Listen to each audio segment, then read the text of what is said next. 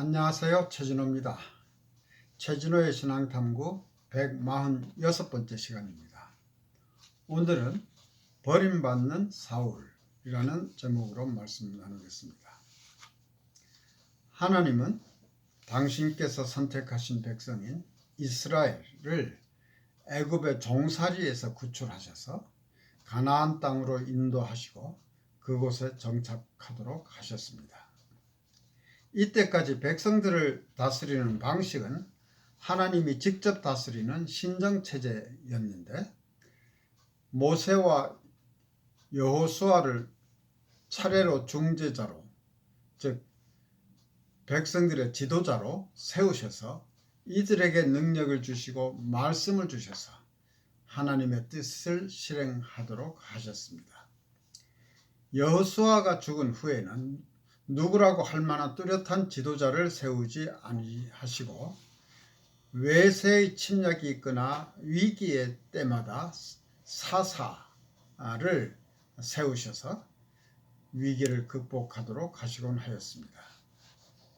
그러나 백성들이 볼 때 주변의 다른 나라에는 왕이 있는데 자기들의 나라에는 인간의 모습을 가진 왕이 없다는 것을 깨닫게 되었습니다. 사실은 하나님이 그들의 왕이었지만 그들은 보이지 않는 하나님이 왕이라는 것을 인정하지 못했고, 자기들에게도 왕을 달라고 요구하게 되었습니다. 이에 하나님은 백성들의 어리석음을 한탄하시면서도 백성들이 원하는 대로 왕을 택하도록 허락하십니다. 왕이 세워지기 전에 마지막 사사이자 제사장 겸 선지자였던 사무엘은 하나님의 명령을 받아서 왕을 선택하게 됩니다. 사무엘은 백성들에게 사무엘상 10장 18절과 19절에서 다음과 같이 상황을 설명합니다. 이스라엘 자손에게 이르되 이스라엘 하나님 여호와께서 이같이 말씀하시기를, 내가 이스라엘을 애굽에서 인도하여 내고 너희를 애굽인의 손과 너희를 압제하는 모든 나라의 손에서 건져내었느니라 하셨거늘, 너희가 너희를 모든 재난과 고통 중에서 친히 구원하여 내신 너희 하나님을 오늘날 버리고 이르기를 우리 위에 왕을 세우라 하는도다 하였습니다. 그리고 나서 왕을 뽑는데 이스라엘 모든 지파 중에서 베냐민 지파가 뽑혔고, 베냐민 지파 중에서 마드리의 가족이 뽑혔고, 그 중에서 기스의 아들 사울이 뽑혔습니다. 이렇게 해서 사울이 왕으로 뽑혀서 이스라엘의 초대 왕이 됩니다. 사울이 백성 중에 선이 다른 사람들보다 어깨 위나 더 크더라 라는 표현이 있는 것으로 보아서 그의 체격이 다른 보통 사람들보다 매우 장대했던 것 같습니다. 백성들은 왕의 만세를 외쳐 부르고 좋아했다고 합니다. 백성들은 하나님의 뜻을 거스르면서 왕을 요구했으나 하나님은 자비로 그 요구를 들어주신 것입니다. 사울이 왕이 되어 통치를 시작하자마자 암몬 족속이 쳐들어왔습니다. 이 전쟁에서 사울은 적을 물리치고 첫 승리를 거두게 되는데, 이렇게 해서 사울의 왕권은 다져지게 되고 사울은 점차 교만해지기 시작합니다. 사무엘상 13장에 있는 기록에 의하면 사울이 이스라엘을 다스린 지 2년에 블레셋과의 전쟁 중에 하나님께 번제를 드리게 되었는데, 사무엘이 도착하면 드리기로 약속하였으나 어쩐 일인지 사무엘이 기약한 날에 오지 않고 늦어짐에 군사들이 불안해하자 사울은 사무엘을 더 이상 기다리지 못하고 자기가 주관해서 제사를 드립니다.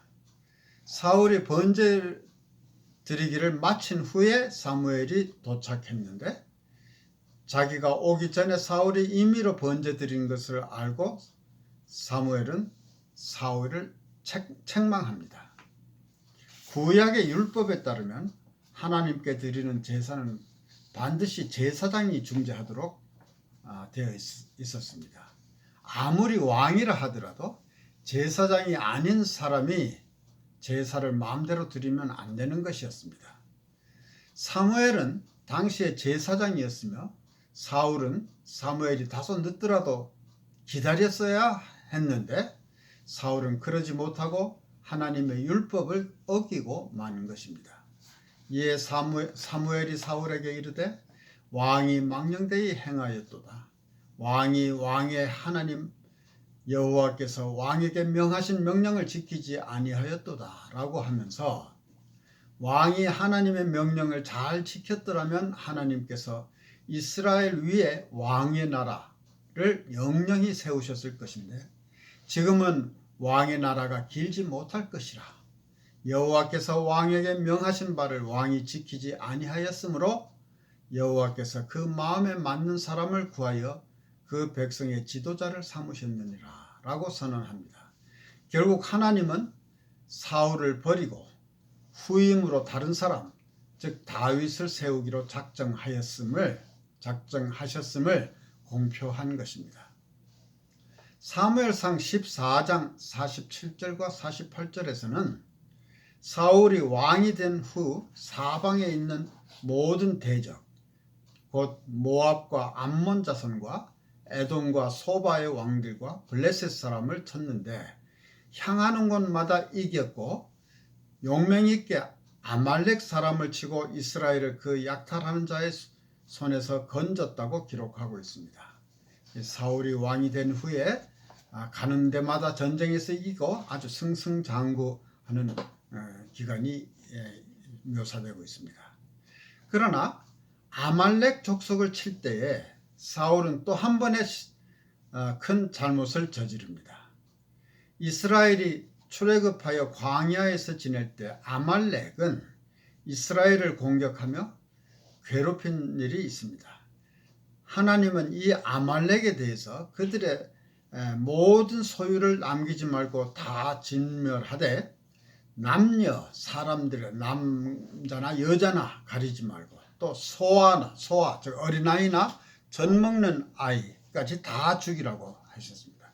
뿐만 아니라 우양과 약대와 나귀 등 짐승들까지도 다 죽이라고 명령하셨습니다. 구약 성경을 읽을 때 이런 부분을 접하게 되면은 우리는 하나님이 왜 이토록 잔인하신가 하고 믿어지지 않는 때가 있습니다. 그러나 우리가 하나님의 뜻을 어떻게 다 이해하겠습니까마는 제가 생각하기에는 악의 씨는 근본까지 완전히 제거하는 것이 하나님의 뜻이었다고 해석하는 것이 옳을 듯합니다. 이러한 악의 씨를 제거하지 않고 남겼을 때 나중에 그로 인한 폐해가 너무 클 것을 하나님은 염려하신 것입니다. 실제로 이스라엘이 가나안 땅을 점령할 때 하나님의 명령 그곳에 이미 거주하고 있는 족속들을 모두 다 제거하라고 진멸하라고 명령하셨는데 사실 이스라엘 백성들이 그걸 다 이루지 못했습니다. 상당한 부분의 거주민들을 그대로 남겨둔 채로 이렇게 했기 때문에 그들을 통해서 모든 우상 숭배의 습성이 이 이스라엘 백성들한테까지 다 전해지고 계속해서 이스라엘 백성들도 우상 숭배를 완전히 떨쳐내지 못했던 바가 있습니다.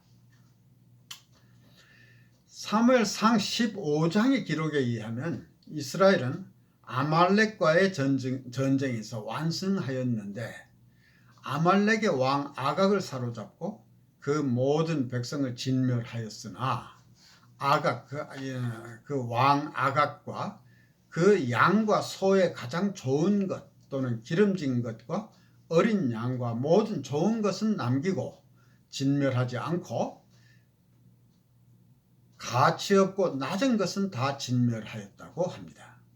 이에 여호와의 말씀이 사무엘에게 임하여 가라사대 내가 사울을 세워 왕 삼은 것을 후회하노니 그가 돌이켜서 나를 좇지 아니하며 내 명령을 이루지 아니하였음이니라고 하셨습니다. 그러나 사울은 자기가 하나님의 명령을 어겼다는 사실조차도 인식하지 못하고 사무엘을 만났을 때 내가 여호와의 명령대로 다 행하였다고 말합니다. 사무엘이 그러면 여기에 있는 이 양과 소는 어찌된 일입니까? 하고 묻자 사울은 그것은 무리가 즉 백성들이 아말렉 사람에게서 끌어온 것인데 백성들이 당신의 하나님 여호와께 제사하려 하여 양과 소의 가장 좋은 것을 남긴 것이다. 그리고 그 외의 것은 우리가 다 진멸하였나이다 라고 대답합니다. 하나님께 제사 드리기 위해서 양과 소의 가장 좋은 것을 남긴 것이라고 변명을 합니다. 그냥 둘러대는 거죠. 이에 사무엘은 하나님의 말씀을 전하는데 왕이 스스로 작게 여길 그때에 즉 왕이 겸손할 때에 이스라엘 지파의 머리가 되지 아니하셨나이까? 여호와께서 왕에게 기름 부어 이스라엘 왕을 삼으시고 또 왕을 길로 보내시면 이르시기를 가서 죄인 아말렉 사람을 진멸하되 다 없어지기까지 치라 하셨거늘 어찌하여 왕이 여호와의 목소리를 청종치 아니하고 탈취하기에만 급하여 여호와의 악하게 여기시는 것을 행하였나이까? 라고 사울의 잘못을 지적합니다. 그래도 사울은 하나님 여호와께 제사하려고 양과 소를 취하였다고 거듭 변명하자 사무엘은 이어서 여호와께서 번제와 다른 제사를 그 목소리 순종하는 것을 좋아하심같이 좋아하시겠나이까? 하나님은 하나님 말씀을 순종하는 것을 좋아하지 하나님께 제사하고 번제를 드리고 하는 이런 것이 하나님께 순종하는 것보다 그만큼 좋아하는 것이 아니다 하는 그런 말씀입니다. 순종이 제사보다 낫고 말씀 듣는 것이 수양의 기름보다 나으니 말씀을 거역하는 것은 사악한 술수의 죄와 같고 완고한 것은 우상에게 절하는 죄와 같음이라 왕이 여호와의 말씀을 버렸으므로 여호와께서도 왕을 버려 왕이 되지 못하게 하셨나이다 라고 선언합니다. 그제서야 사울은 사무엘에게 내가 범죄하였나이다. 내가 여호와의 명령과 당신의 말씀을 어긴 것은 내가 백성을 두려워하여 그 말을 청종하였음이니이다 라고 자신의 잘못을 시인하기는 하였으나 여전히 백성들을 두려워해서 백성들의 말을 들은 것이라고 변명합니다. 이렇게 해서 사울은 하나님과의 관계가 점점 멀어지고 결국은 버림을 받고 하나님은 대신 다윗을 다음 왕으로 기름 부어 세우시게 됩니다.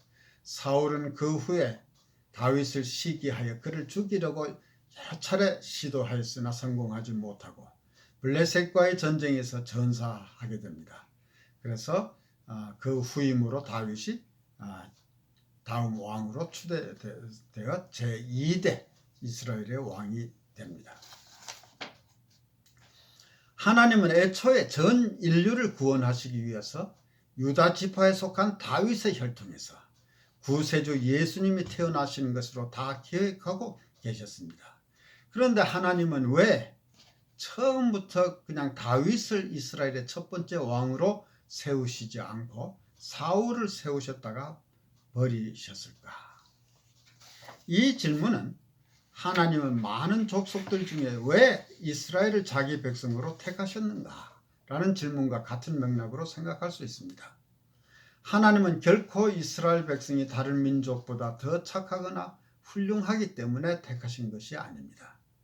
하나님은 예수님이 출생하실 가문의 계보도 아브라함에서부터 다윗을 거쳐 마리아의 남편 요셉까지 그들이 모두 훌륭하고 의로운 사람들이었기 때문에 예수님의 그 조상이 되는 그런 큰 축복을 받게 하신 것이 아닙니다. 예수님의 계보를 보면 훌륭한 사람도 물론 있지만 그렇지 못한 사람도 많다는 것을 알 수 있습니다. 하나님이 귀하게 사용하신 중요한 인물들도 자세히 살펴보면 모두가 인간적인 약점이 있습니다. 이스라엘 백성들에게 믿음의 조상이라고 추앙받는 아브라함도 하나님이 너에게 아들을 주리니 너의 자손이 하늘의 별과 같이 바다의 모래와 같이 많을 것이라고 약속하셨지만 그 실행이 늦어지자 조바심을 이기지 못하고 아내 사라의 여종의 몸을 빌려서 아들을 낳는 실수를 범하기도 하였습니다. 다윗도 하나님으로부터 내 마음에 합한 자라는 지극히 큰 칭찬을 들었으나 유부녀인 바세바를 보면서 아이를 임신하게 하고 이를 숨기기 위해서 그 남편을 죽게 하는 엄청난 죄를 범하기도 하였습니다. 이것은 모든 일은 하나님의 절대 주권적인 섭리로 이루어지는 것이지 우리 인간이 훌륭해서 이루어지는 것이 아니라는 것을 알게 하시기 위해서인 것입니다. 우리 모두는 부족하고 악한 자들이지만 하나님은 자기의 뜻에 따라 우리를 사용하시고 일을 이루어 가시는 것입니다. 이스라엘의 첫 번째 왕으로 다윗을 세우지 않고 사울을 세우셔서 실패한 왕의 예를 보이신 것도 우리로 하여금 교만하지 않고 겸손하라고 가르치시는 하나님의 뜻이 아닐까 생각합니다. 이것은 결코 하나님의 실패가 아닙니다. 하나님은 사울이 하나님의 명령에 순종하지 않아서 결국은 실패한 왕이 될 것이라는 것을 미리 다 아셨을 것입니다. 그럼에도 불구하고 사울을 왕으로 세우신 것은 우리에게 교훈을 주시기 위한 것입니다. 감사합니다.